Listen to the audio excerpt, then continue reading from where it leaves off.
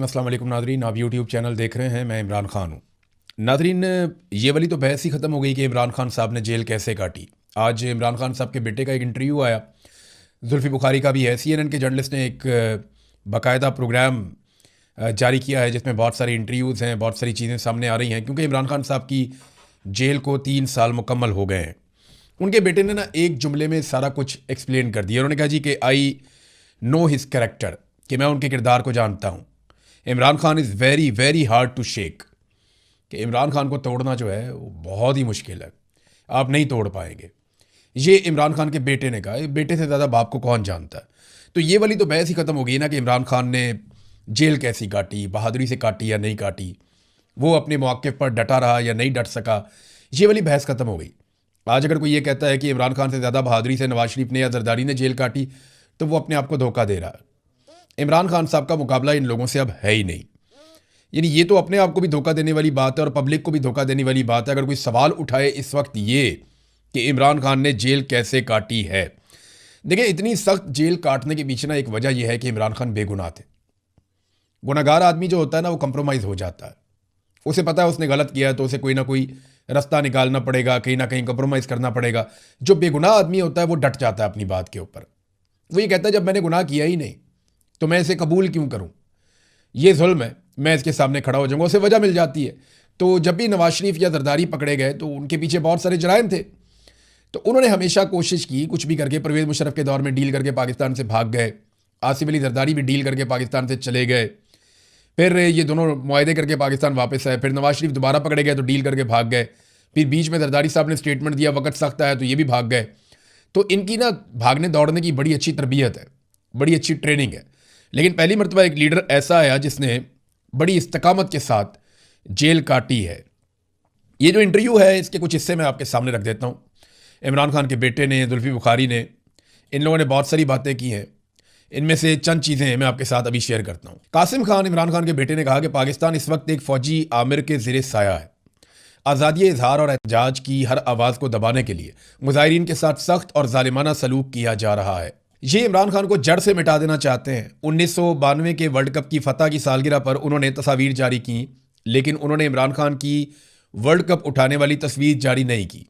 ये इमरान खान का चेहरा ब्लर कर देते हैं, ये एरेडिकेट कर रहे हैं, जो कि नामुमकिन है क्योंकि 95% अवाम इमरान खान के साथ खड़ी है। हुकूमत ने गुज़िश्ता चंद बरसों के दौरान होने वाले हर किस्म के एहतजाज के खिलाफ इंतहाई सख्त रवैया इख्तियार किया है। क्योंकि ये एक फ़ौजी आमरीत है, इसलिए उन्हें किसी भी किस्म की आज़ाद आवाज़ या एहतजाज को दबाने के लिए अपनी ताकत इस्तेमाल करने में कोई हिचकिचाहट नहीं है। उन्होंने हर मुमकिन तरीका इख्तियार किया। बाद औक़ात इन लोगों को भी यरगमाल बनाया गया जो इस निज़ाम के ख़िलाफ़ आवाज़ उठाते हैं। मुझे उम्मीद है कि ये लोग किसी हद तक असर डालने में कामयाब होंगे। एक सवाल उनसे किया गया कि इमरान खान शायद पाकिस्तानी रियासत की तारीख के सबसे मशहूर पाकिस्तानी है, क्या आपको क्रिकेट की दुनिया, खेलों की दुनिया या सियासी दुनिया से कोई हमायत मिल रही है? तो इस पर इमरान खान साहब के बेटे ने बड़ा तफसीली जवाब दिया। कासिम खान ने कहा कि हमें कई क्रिकेट कप्तानों की जानिब से हमायत ज़रूर मिली है, कभी कभार सियासत में मौजूद कुछ लोगों की जानिब से भी कोई ना कोई बयान सामने आ जाता है, लेकिन कुछ भी बड़ा नहीं हुआ और ना ही कोई ऐसी चीज़ हुई है जिससे सूरत हाल में किसी नुमाया अंदाज में फ़र्क पड़ा हो। जब भी लोग वहाँ जो कुछ भी हो रहा है उसके बारे में आवाज़ उठाते हैं तो हमारे लिए उम्मीद की एक छोटी सी किरण पैदा होती है। लेकिन मैंने बहुत जल्द ये सीख लिया कि ये उम्मीद ज़्यादा देर कायम नहीं रहती और लोग दुनिया में होने वाले दूसरे मामलात की तरफ मुतवज्जे हो जाते हैं। हकीकतन इसके लिए किसी की जानिब से बड़े और मौसर इकदाम की ज़रूरत है। लेकिन मैं ट्रंप जैसे लोगों की तरफ देखूंगा जिनके साथ हमारे वालिद के अच्छे ताल्लुकात थे। मैं समझता हूँ कि जब पाकिस्तान में मौजूदा हुक्मरान उन्हें नोबल अमन इनाम, क्रिप्टो करेंसी और कुदरती मादनियात की पेशकश कर रहे हों तो कारोबारी नुक्ता नज़र से ये कहना समझ में आता है कि ठीक है, अब यही लोग पाकिस्तान पर हुक्मरानी कर रहे हैं। ये डोनाल्ड ट्रंप ने कंप्रोमाइज़ किया क्योंकि फ़ायदे मौजूदा हुक्मरानों के साथ जुड़े हुए थे। लेकिन ये बदउनवान लोग हैं, ये ऐसे मुजरिम हैं जिन्हें कानून की हुक्मरानी और किसी किस्म की इज्जत और असूल की कोई परवाह नहीं है। ये अपने मुआहदों की पासदारी भी इस तरह नहीं करेंगे जैसे हमारे वालिद करते थे। मैं ये बात ज़ाती नुक्ता नज़र से नहीं कह रहा, बल्कि इसलिए कह रहा हूँ कि इमरान खान एक ऐसे शख्स हैं जो कानून की हुक्मरानी, जमहूरियत और मुनसिफाना मामलात पर यकीन रखते हैं। फिर कासिम खान ने अपने बारे में कहा, उन्होंने कहा जी मैं आज जितना परेशान हूँ इससे पहले कभी इतना परेशान नहीं हुआ। इमरान खान से 5 महीने में जब आखिरी मरतबा हमारी गुफ्तगू हुई तो वो अपने इलाज और दीगर कैदियों के इलाज के हवाले से काफ़ी परेशान थे। इन जेलों में कैदी हेपाटाइटिस की वजह से मर रहे हैं। इमरान खान की आंख का इलाज ना करवाना परफेक्ट मिसाल है।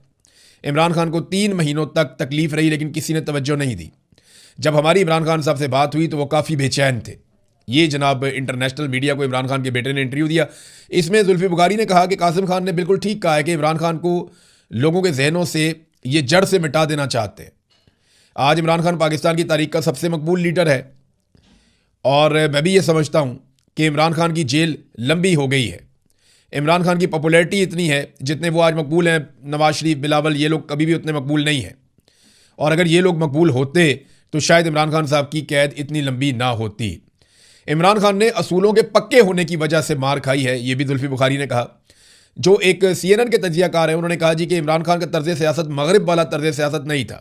इमरान खान मगरिब की सियासत पर अफगानिस्तान के हवाले से सवालात उठाते थे और मेरा भी यही ख्याल था कि इमरान खान को 6 से 8 महीनों में छोड़ दिया जाएगा, लेकिन ऐसा नहीं हुआ।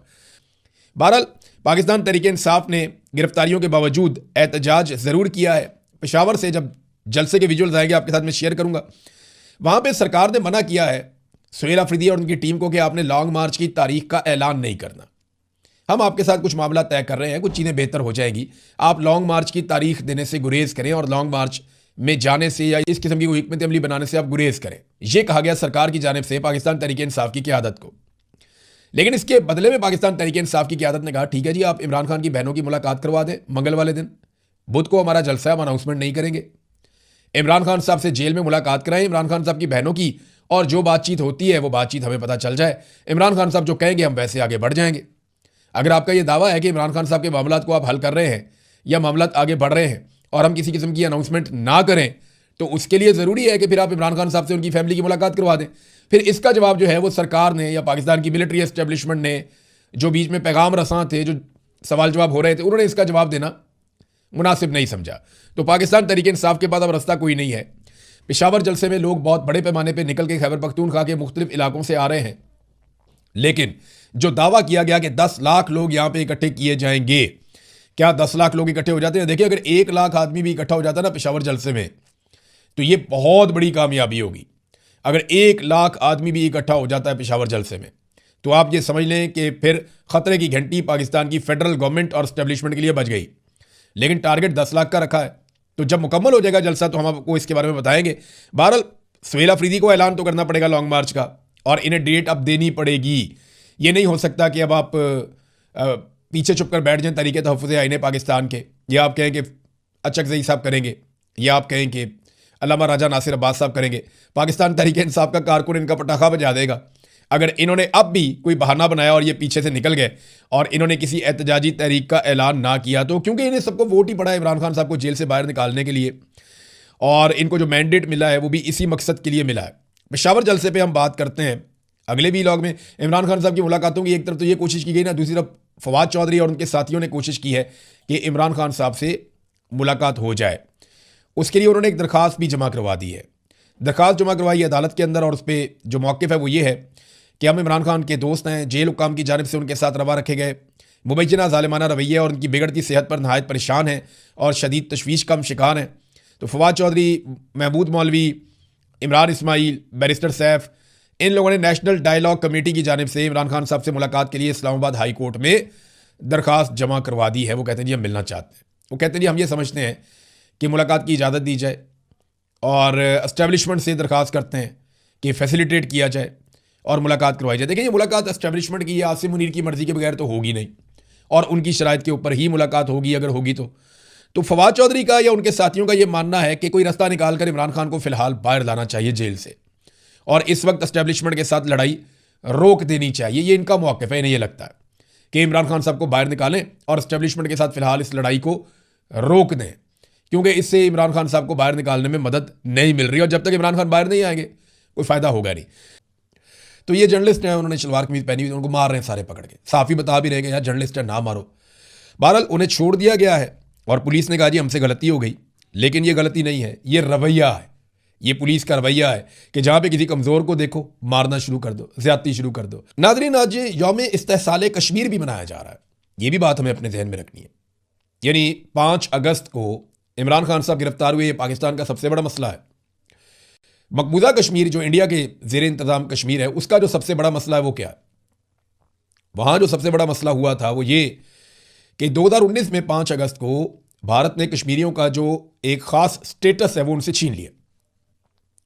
तो कश्मीरियों का इस्तेहसाल किया गया। पाकिस्तानी इसे मनाते हैं यौम इस्तेहसाल कश्मीर के तौर पे, और वो पाकिस्तानी जगह जगह बैनर पोस्टर लगा रहे हैं, हुकूमत लगा रही है, सरपरस्ती कर रही है, और उसमें ये कहा जा रहा है जी बड़ा जुल्म हो रहा है, बड़ी ज़्यादती हो रही है, मकबूजा कश्मीर के अंदर लोगों को, निहत्ते लोगों को मुहासरा करके मारा जाता है, उन पर तशद्दुद किया जाता है, उन्हें परेशान किया जाता है। लेकिन ये सारा कुछ तो आज़ाद कश्मीर में भी हो रहा है। मुहासरा तो आज़ाद कश्मीर में भी हो रहा है। बड़े पैमाने पर फोर्सेज तो आज़ाद कश्मीर में भी दाखिल की गई हैं। 100 के करीब लाशें गुज़िश्ता 2 महीनों में आज़ाद कश्मीर में गिर गई हैं। तो जब 100 लोगों को कत्ल किया गया, तो जो रियासत 100 लोगों को कत्ल करे, वो किस मुंह से, वो सरकार किस मुंह से यौम इस्तेहसाल कश्मीर बना सकती है और भारत को तनकीद का निशाना बना सकती है? आप इनके कारनामे चेक करें। मैं आपके सामने गार्डियन की एक खबर रख रहा हूँ। ये द गार्डियन एक बड़ा मकबूल अखबार है, हम सब इसे जानते हैं। इन्होंने एक खबर छापी है, तो former Pakistani minister arrested over alleged child rape in 1990s Manchester. ये नादरीन एक बंदा है, इसकी तरह शक्ल आप देखें, रुखसार नाम है इसका, बंदे का नाम है रुखसार, चौधरी रुखसार। ये अभी इलेक्शन जीता है आज़ाद कश्मीर में, और नून लीग के टिकट पे इलेक्शन जीता है। लेकिन पिछले साल 2024 में इसे गिरफ्तार किया गया था बरतानिया में। यानी बरतानिया में इसे गिरफ्तार किया गया था किस वजह से कि इसने बच्चों का रेप किया था। बच्चों के रेप की वजह से, उनके इस्तेहसाल की वजह से, बच्चों के साथ जुल्म करने की वजह से इसको बरतानिया में गिरफ्तार किया गया, क्योंकि इसने माजी में ऐसे घिनौने जराइम किए थे मुबैना तौर पे। और बरतानिया में ये सारा मामला तब खुला था जब बहुत सारे जो बच्चे बड़े हो गए वो बताना शुरू हो गए। बहुत सारे लोगों ने राज खोल दिए कि जनाब ये बंदे हैं जिन्होंने ये जुर्म किए थे। तो 2024 में, उससे पहले ये सिलसिला एक्चुअली शुरू हो गया था, 2024 में इसको गिरफ्तार कर लिया गया था, चौधरी रुखसार को। तो ये पाकिस्तान वापस चला गया अपनी बेल करवा के। अब इसको पेश होना था मैनचेस्टर में पुलिस के सामने अपनी बेल के सिलसिले में, इसी केस के सिलसिले में। लेकिन ये पुलिस के सामने पेश नहीं हुआ, और उसने बहाना वहाँ से ये बनाया कि जनाब ये बीमार है और ये ट्रैवल नहीं कर सकता। लेकिन उस बीच में सोशल मीडिया पे वीडियोज़ आई, तो उन्हें पता चला बरतानिया में पुलिस को, सिस्टम को, कि भाई ये बंदा तो कंपेन चला रहा है अपना इलेक्शन लड़ने के लिए। तो ये 62 साला चौधरी रुखसार ने माजी में मुबैना तौर पर बच्चों के साथ जिनसी ज़्यादती की हुई है बरतानिया में। इस बुनियाद पे ये गिरफ्तार भी रहा, तो ज़मानत करवा के ये पाकिस्तान चला गया। अब ये वापस जाके वहाँ पे शामिल तफ्तीश नहीं हो रहा, या उनके सिस्टम को जवाब नहीं दे रहा, और पाकिस्तान में इलेक्शन लड़ रहा है। नून लीग ने इसे टिकट दी, और पाकिस्तान की मिलिट्री एस्टेब्लिशमेंट ने इसे मेंबर पार्लियामेंट बना दिया, जाली फॉर्म 47 के ऊपर। ये हो रही है जी पाकिस्तान में सियासत, और ये कर रही है पाकिस्तान की एस्टेब्लिशमेंट पाकिस्तान में। बलूचिस्तान से एक मरतबा फिर बड़ी खौफनाक खबरें आई हैं। ये मेरे साथ मौजूद है, मेरे सामने, मैंने देख रहा हूँ। लेकिन इन चीज़ों पे हम बात करेंगे बाद में। एक कौमी हुकूमत बनाने की भी बात की जा रही है, उस पर चेयरमैन बैरिस्टर गौहर का एक स्टेटमेंट है, उसकी बड़ी बाज़गश्त है। ये सारी चीज़ें जो है वो आपके सामने हम रखेंगे अगले वीलॉग में। अब तक ले इतना ही, अपना ख्याल रखिएगा, अपने